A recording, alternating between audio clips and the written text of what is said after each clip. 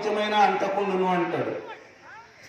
అంత శక్తివంతమైంది సాక్షాత్ దైవస్వరూపం, సాక్షాత్ భగవంతుని నొప్పించి వెలువడినటువంటి జ్ఞానం. ఇది ఎన్నో శాస్త్రాలు ఉంటాయి, అయితే అవి ఋషుల ద్వారా, యోగుల ద్వారా, మహాజ్ఞానుల ద్వారా వెలువడినటువంటివి. ఇది సాక్షాత్ భగవంతుని నొప్పించి వెలువడినటువంటిది.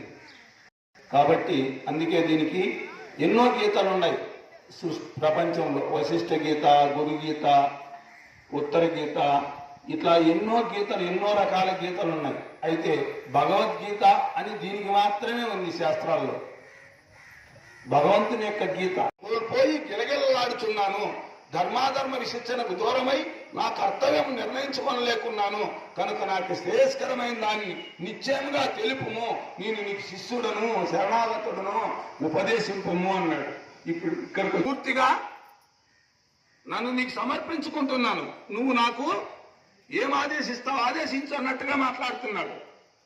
కార్పణ్య దోషమునకు లోనై నా స్వభావం కోల్పోయి గిలగిల్లాడుచున్నాను. ఏదో లోపబుద్ధి నాలో ప్రవేశించింది.